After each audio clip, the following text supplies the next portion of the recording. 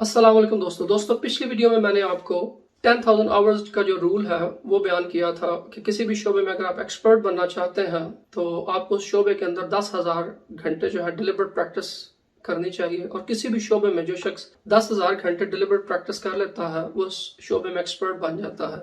और इस हवाले से जो ये आइडिया था 10,000 आवर्स वाला, ये प्रेजेंट तो एंडरविक्सन ने किया था, मगर इसको पॉपुलराइज जो किया वो मैल्कम ग्लैडवेल ने किया। और मैल्कम ग्लैडवेल की जो बुक है आउटलायर्स, जिसको मैंने अपनी पिछली वीडियो में शो भी किया, कि उसके अंदर जो रिसर्च उसने बयान की जिसमें बिल गेट्स और बीटल्स और इस तरह और बहुत सारी मिसालें देकर उसने ये बात साबित करने की कोशिश की कि कोई भी शख्स जो किसी भी शोबे की टॉप पर बैठा हुआ है या एक्सपर्ट है उस फील्ड में, तो उसने उस शोबे के अंदर 10,000 घंटे जो है वो सर्व किए हैं। ये एंडरविक्सन हो गया, रॉबर्ट पूल हो गया, डैन कॉयल हो गया, इन लोगों ने एक्सपर्ट लिटरेचर पे बहुत ज़्यादा काम किया, साइंस ऑफ एक्सीलेंस पे बहुत ज़्यादा काम किया। सबसे ज़्यादा काम अगर आप देखना चाहते हैं कि साइंस ऑफ एक्सीलेंस पे किसने किया या एक्सपर्ट लिटरेचर एक्सपर्टीज पे किसने किया, तो वो एंडरविक्सन ने किया। एंडरविक्सन की सारी ज़िंदगी जो है वो दुनिया के कामयाब तरीन लोग, किसी भी शोबे के जो कामयाब तरीन लोग हैं उनकी ज़िंदगियों का मुताला करते हुए गुजर गई। उसने उन लोगों के साथ इंटरव्यूज़ किए, उनकी साइकोलॉजी, सोशियोलॉजी, न्यूरो ऑटोनॉमी, उसको भी उन्होंने स्टडी किया। असल में हम होता ये है, जब मैं वेस्टर्न राइटर्स को पढ़ता हूँ या जो गोरों को पढ़ता हूँ, तो गोरों की मैंने एक क्वालिटी देखी है कि उन्होंने अपनी सारी ज़िंदगी एक सब्जेक्ट पकड़ा और उसमें सारी की सारी ज़िंदगी सर्व कर दी। मिसाल के तौर पर अगर आप मोटिवेशन की बात करते हैं तो मोटिवेशन पे मैस्लो ने बहुत ज़्यादा काम किया, उसकी सारी उम्र मोटिवेशन पर ही गुजर गई। इसी तरीके से जब आप इमोशनल इंटेलिजेंस की बात करते हैं तो इमोशनल इंटेलिजेंस में डैनियल गोलमैन का नाम बहुत आता है।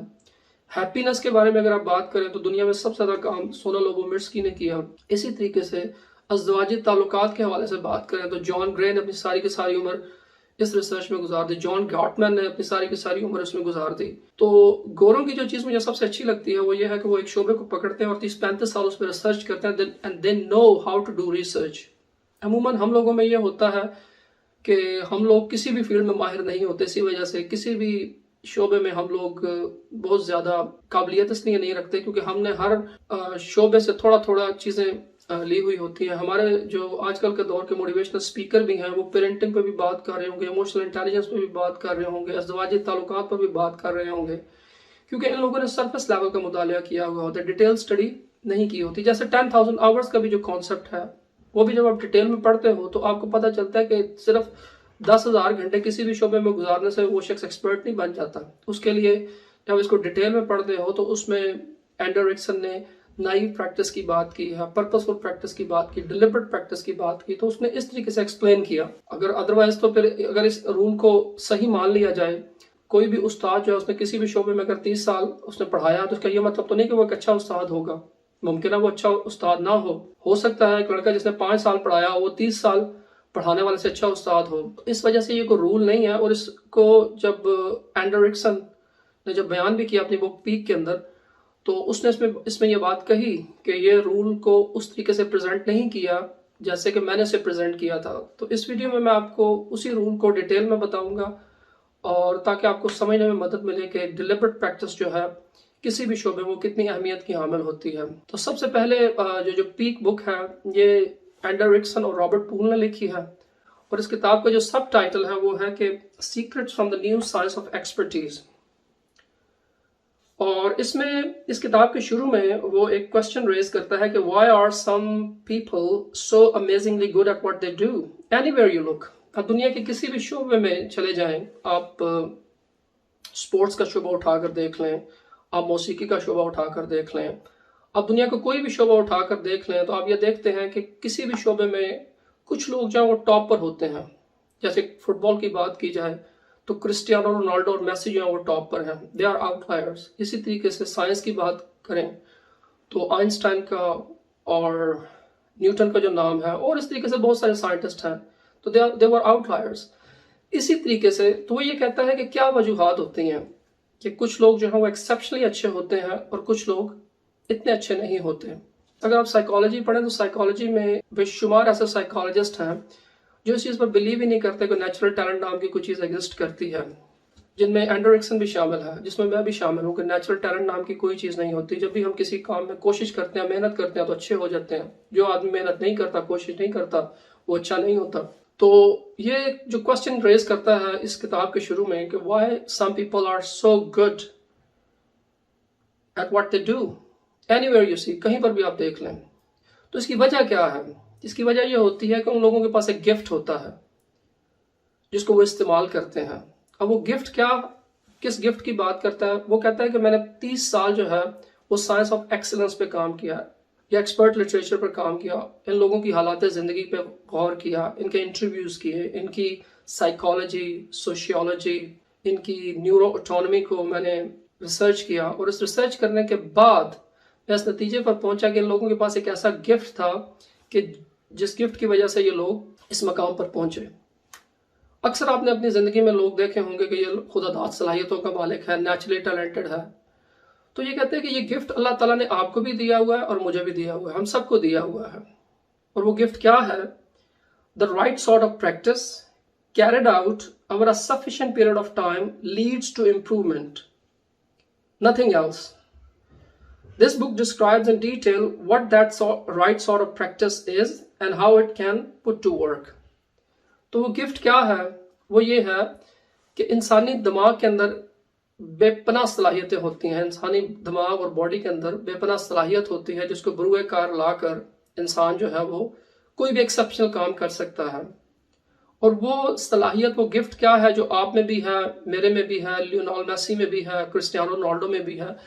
وہ ہے adaptability of human brain and body, کہ ہم اپنی باڈی کو بھی اڈیپٹ کر سکتے ہیں اور اپنے برین کو بھی اڈیپٹ کرنے کی غیر معمولی صلاحیت رکھتے ہیں. جب ہم کوشش کرتے ہیں تو ہمارا دماغ اڈیپٹ کرتا ہے، چینج ہوتا ہے. اسی طرح ہماری باڈی بھی اڈیپٹ کرتی ہے. جیسے مثال کے طور پر یہاں پر میں آپ کو ایک مثال دوں کہ اگر آپ کہہ لیں کہ آرنلڈ شوازنگر ہے، اس کو اگر آپ کبھی جوانی میں دیکھیں تو ایک تھن لین قسم کا لڑکا تھا، لیکن جب وہ مسٹر یونیورس بنا تو اس کی باڈی دیکھنے کے قابل تھی. تو اس نے کیا کیا؟ اپنی باڈی کو اڈیپٹ کر لیا. اڈیپٹیبلٹی تھی نا باڈی کے اندر، اڈیپٹیبلٹی ہوتی ہے. تو وہ یہ کہتا ہے کہ یہ لوگ اس adaptability of human brain and body, اسی طریقے سے نہ صرف جسم کو بلکہ ذہن کو بھی ہم اڈیپٹ کر سکتے ہیں. اور یہ جو دنیا کے مشہور ترین لوگ ہیں یہ اسی صلاحیت سے فائدہ اٹھاتے ہیں. وہ کہتا ہے ایکسیپشنز آر آلویز دیئر. کچھ جینیٹک لمیٹیشنز ہو سکتی ہیں. مثال کے طور پر یعنی یہ 100% یہ بات ٹھیک نہیں ہے، لیکن 99% یہ بات ٹھیک ہے. اس کی وجہ وہ یہ بیان کرتا ہے کہ کچھ جینیٹک لمیٹیشنز ہوتی ہیں. مثال کے طور پر ایک چھوٹے قد کا 5 فٹ 5 انچ کا آدمی دنیا کا بہترین باسکٹ بال کا پلیئر نہیں بن سکتا. اسی طریقے سے بہت لمبے قد کی جو لڑکی ہے وہ دنیا کی بہت اچھی جمناسٹ نہیں بن سکتی. یہ تو پاسبلٹی نکل سکتی ہے، یہ تو جینیٹک لمیٹیشن ہے. مگر اس کے علاوہ 99% سرکمسٹانسز میں ایسا ہوتا ہے کہ انسان ڈیلیبریٹ پریکٹس کرے، کوشش کرے، جدوجہد کرے اور لگا رہے تو وہ کسی مقام پر پہنچ جاتا ہے.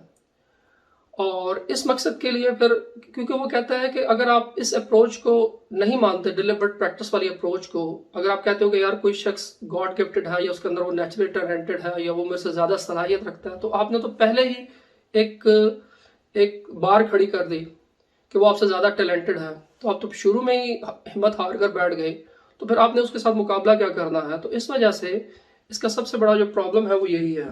مثال کے طور پہ اگر آپ اس آئیڈیا کو مان لیتے ہیں that some people have it and some people don't, you may quickly decide that you don't have it and then give up.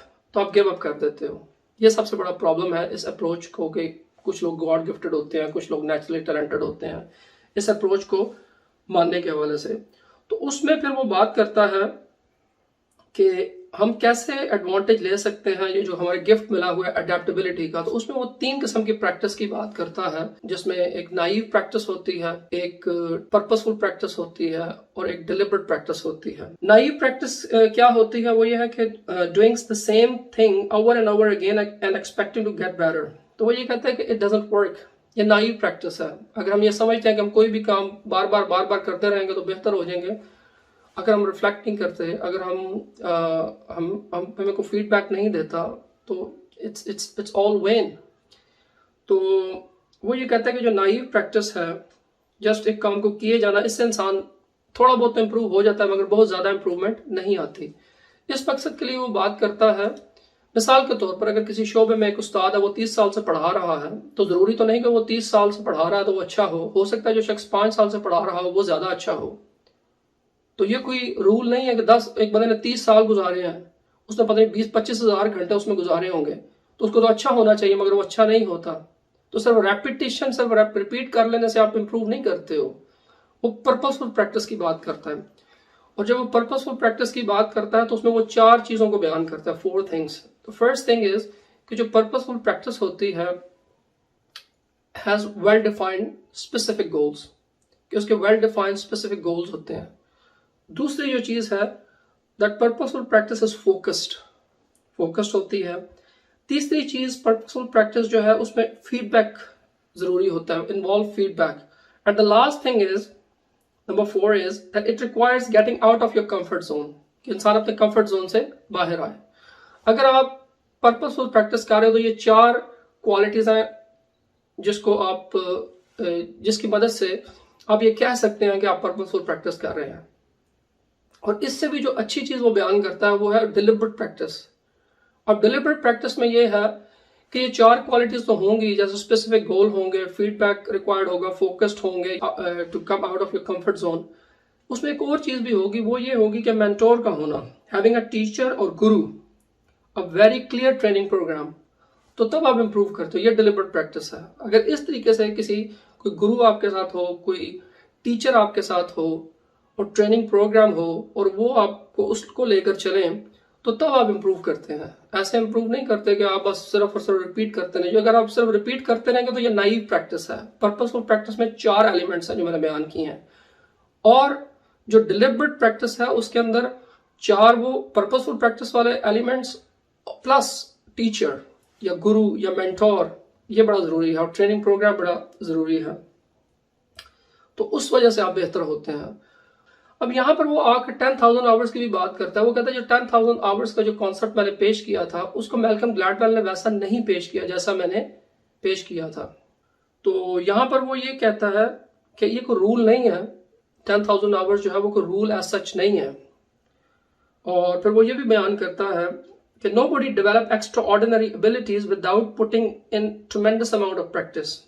I do not know of any serious scientist who doubts that conclusion. کہتا مجھے ایک بھی بندہ، ایک بھی scientist ایسا نہیں ملا جس نے مجھے کسی بھی شعبے میں ایسا شخص دکھایا ہو جس نے ٹریمنڈس اماؤنٹ آف ایفرٹ نہ پٹ اپ کی ہو کسی فیلڈ کی پیک پر جانے کے لیے. اسی لیے اس نے بک کا نام پیک رکھا، کہ کسی بھی فیلڈ کی پیک پر جانے کے لیے جو بھی شخص آپ کو ملے گا اس نے ٹریمنڈس اماؤنٹ آف پریکٹس کی ہوگی. تو اس کو وہ گولڈ سٹینڈرڈ کہتا ہے. تو اس ویڈیو میں آپ لوگوں کو یہی کہنا چاہتا ہوں کہ آپ میں سے کوئی بھی شخص کسی بھی اپنے سکل کو امپروو کر سکتا ہے with deliberate practice. یہ دنیا میں کہا جاتا ہے نا یہ شخص خداداد صلاحیتوں کا مالک ہے اور نیچرلی ٹیلنٹ، یہ سب بکواس ہے. there is no one talented in the world. جب آپ محنت کرتے ہو تو شعبے میں ٹیلنٹڈ ہو جاتے ہو. میں نے اپنی لائف میں بے شمار ایسی اگزامپلس دیکھی ہیں کہ جس میں لوگ ٹیلنٹڈ نہیں تھے، انہوں نے محنت کی اور ٹیلنٹڈ ہو گئے. مجھے آپ کوئی ایک ایسا شخص بتا دیں، یہی سوال میں آپ سے پوچھتا ہوں، کوئی ایسا ٹاپر بتا دیں کہ جو بغیر پڑھے جس نے ٹاپ کیا ہو.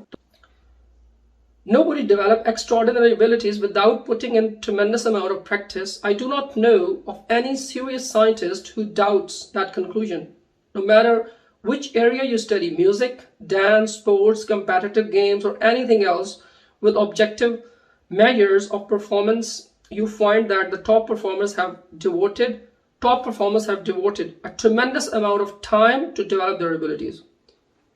تو اس سے آپ اندازہ لگا لیں کہ ٹریمنڈس اماؤنٹ آف ٹائم جو ہے وہ پٹ اپ کیا ہے، effort, lot of effort put اپ کی ہے، تب کہیں جا کے وہ کسی مقام پر پہنچے ہیں. تو اس وجہ سے آپ کچھ بھی کرنا چاہتے ہیں تو آپ کر سکتے ہیں، مگر سب سے پہلے آپ اپنا مائنڈ سیٹ بنانا ہے. انشاءاللہ آگے میں آپ کو جو بک مائنڈ سیٹ ہے اس کے اوپر ذرا ڈیٹیل میں بتاؤں گا کہ مائنڈ سیٹ کیا ہے یا مائنڈ سیٹ کیسے ڈیولپ ہوتا ہے.